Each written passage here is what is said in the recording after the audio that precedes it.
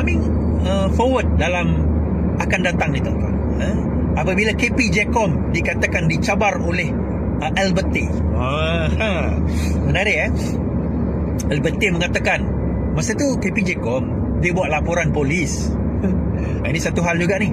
KP Jecom Syamgas ni dia buat laporan polis di Balai Polis Putrajaya, mana tah dia buat laporan polis kerana dia mengatakan beberapa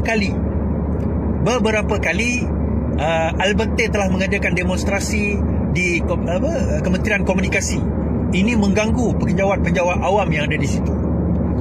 Baik tuan-tuan, sebenarnya betul kata Faizal Rahman, bukan level Syamgas sebenarnya nak buat laporan polis ni. Dia ketua pengarah Jecom, bukan level dia nak buat laporan polis. Sebenarnya kalau nak ikutkan, nak buat laporan polis, pegawai-pegawai kat situ buat laporan polis dah cukup dah. So bila dia buat laporan polis, sebenarnya dia tak kena dengan level dia.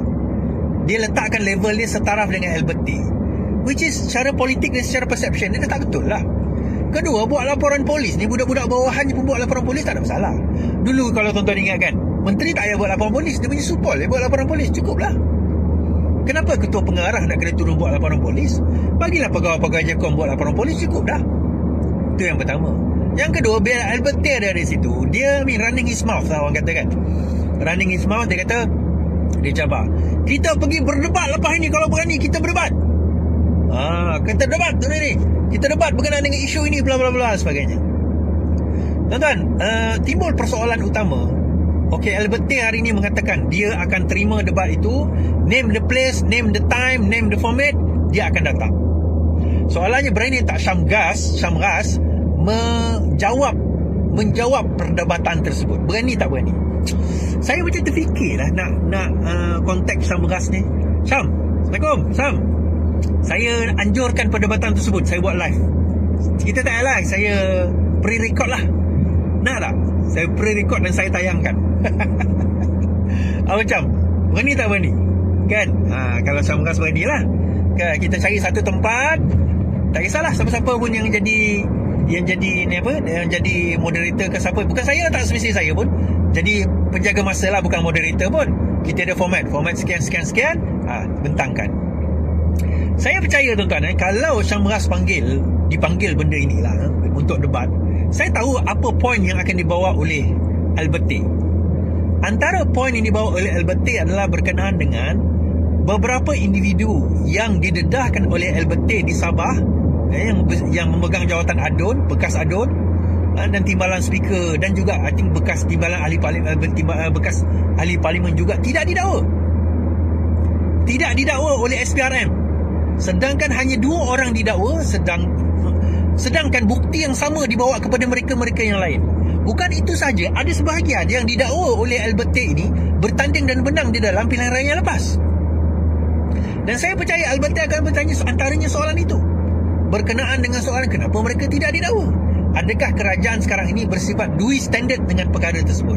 Malah 2-3 hari lepas NGO Sabah, budak-budak mahasiswa Sabah telah membuat desakan agar adun-adun yang didakwa oleh Alberti itu didakwa dan bukan dibiarkan berleluasa. Ada orang berhujah tuan-tuan, dia kata kenapa kita nak dengar Alberti? Dia adalah perasuah. Saya nak bagi tahu kepada orang yang bertanya demikian, kebanyakan kes rasuah didedahkan oleh perasuah. Korang tak tahu kebanyakan kes rasuah di Malaysia lah didedahkan oleh perasuah. Antaranya siapa tuan-tuan? Kes Rosmah Mansur. Kes Rosmah Mansur itu didedahkan antara lainnya oleh bekas pembantu beliau, iaitu siapa nama, Rizal, something like that, yang menjadi saksi utama di dalam kes rasuah Rosmah Mansur. Kes Rosmah Mansur juga 2 orang Sarawak dan juga seorang partner dia yang merasuah kes solar itu. Dua-dua ni memberi rasuah kepada Rosmah Mansur dan mereka menjadi pengadu dan juga saksi utama.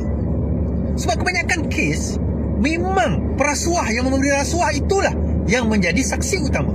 Termasuklah ada satu kes yang baru-baru ini, kalau tuan-tuan ingat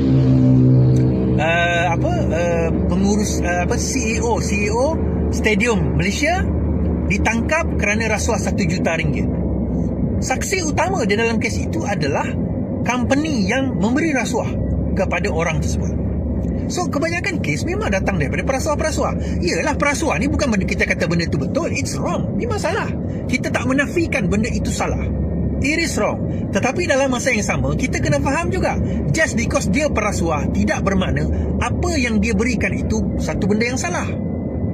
Faham maksud saya? Dia bukan satu benda yang salah, it's right. Kalau tak, dia tak ada bukti, dia tak akan cakap benda tu.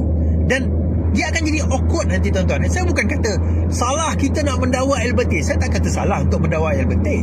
By law, it is not wrong. Kan? Macam mana juga baru-baru ini kan, pelantikan Tahirudin tidak salah dari segi undang-undang. Ya, it is not wrong. Sebab undang-undang mengatakan bahawa asalkan dia Hakim Mahkamah Persekutuan dan dilantik oleh Perdana Menteri, by procedure it is not wrong. Betul. Tetapi secara moralnya dan juga secara prinsipnya it is wrong. Sebab prinsipnya Pakatan Harapan mengatakan lantikan ketua hakim negara dan JAC itu mesti melalui kabinet ataupun melalui parlimen. Okey, sama juga dengan ini, it is not wrong untuk mendakwa LBT. Tetapi bagaimana nak dakwa dua orang adun yang ditangkap tempoh hari yang dekat dengan LBT kalau LBT didakwa? Bayangkan LBT tiba-tiba dia kata saya tak nak membantu anda dalam dua kes ni ke, ataupun memang itu yang mereka nak usulkan atau memang itu yang mereka nak sebenarnya, iaitu supaya dua orang adun itu dibebaskan dengan cara kita mendakwa LBT, kan? Nah, tuan-tuan, when I'm saying this, saya bukan memihak kepada LBT, tapi dalam masa yang sama, macam yang saya kata, dalam kes rasuah, kebanyakan saksi utama adalah perasuah. So kalau kita boleh dakwa dua orang adun di Sabah kerana dirasuah oleh LBT, bagaimana dengan 6, 7, 8, 10 orang adun-adun lain yang berlindung di bawah kerajaan Madani ini? Adakah mereka juga tidak dipatut didakwa? Itu garis merah saya lah, tuan-tuan. Macam Rafizi kata tadi kan, garis merah dia itulah. Apabila kita telah melanggar satu prinsip kita, kedua apabila kita membela perasuah-perasuah, kita bercakap sakau. Tengoklah sedikit kan Anwar Ibrahim punya ucapan kan, cukup tak cukup ke kamu menjadi kaya? Nak ambil lagi kekayaan orang lain? Sakau sana, sakau sini. Bila saya dengar macam tu, saya nak muntah. Dia bercakap dengan siapa sebenarnya ni? Dia bercakap dengan cermin ke? Kan? Dia bercakap dengan cermin ke? Tuan-tuan, saya nak tanya, Next G tu dia beli oleh Ishak 300 juta. Kan dia dapat projek 2 bilion. Tuan-tuan tahu tak, Ishak ni yang dapat Next G tu antara penyumbang utama yang pergi haji dan lembu, kalau tak silap saya lah. Sorry Tuan Ishak, kalau saya silap, betulkan saya. Dia pematang power, tuan-tuan. So, saya tak kata kalau dia nak beribadah, memberi derma, Alhamdulillah, teruskan. Tetapi don't you think, you find that a bit odd? Kemudian Next G itu juga dikaitkan dengan Farhash, berkaitan dengan Anwar Ibrahim juga. Don't you find that odd? Dalam satu peringkat dia kata tauke tak cukup kaya, bla bla bla bla. Sebelah sini ada tauke-tauke di sini ni.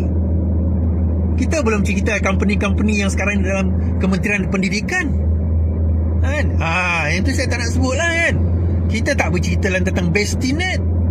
Kita tak cerita tentang corporate mafia. Tuan-tuan, bila dia bercakap macam tu, itulah saya kata tadi, dia pelik lah.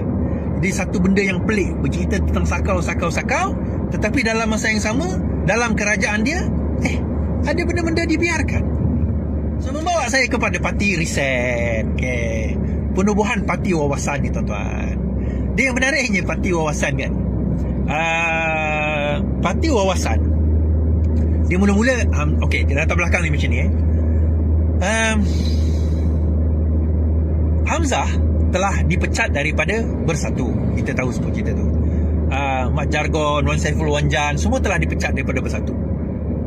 So mereka telah membawa haluan masing-masing, dan baru-baru ini dia buatlah gerakan riset ni. So dia kata dia nak riset politik dan juga ekonomi.